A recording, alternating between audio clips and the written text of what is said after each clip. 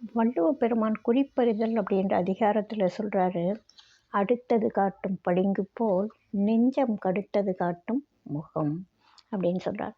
ஒரு கண்ணாடி இருக்கிற இடத்துல ஏதோ ஒரு பொருள், ஏதோ காரணத்தால் ஒரு பொருள் இருக்குது. ஒரு கண்ணாடி இருக்கிற இடத்துல நிறைய பொருட்கள், கண்ணாடி இருக்கிற காரணமே அதுவாக தான் இருக்கும். ஒரு பொருளை பல வடிவங்கள் காட்டணும், எதிர்பக்கம் பிரதிபலிக்கணுன்றதுக்காக தான் கண்ணாடியே வைக்கிறாங்க. அப்போ எந்த பொருள் அதில் இருந்தாலும் அது அப்படியே பிரதிபலிக்கக்கூடியது கண்ணாடி. நாம் போய் கையை தூக்குனாலும் காலை தூக்குனாலும் என்ன செய்தாலும் அப்படியே திரும்ப காட்டக்கூடியது கண்ணாடி. அதுபோல் நம்ம மனசுக்குள்ளே இருக்கிற உணர்வுகளை காட்டக்கூடிய கண்ணாடி எங்கே இருக்குன்னா நம்ம முகம்தான் அப்படின்னு சொல்கிறாரு.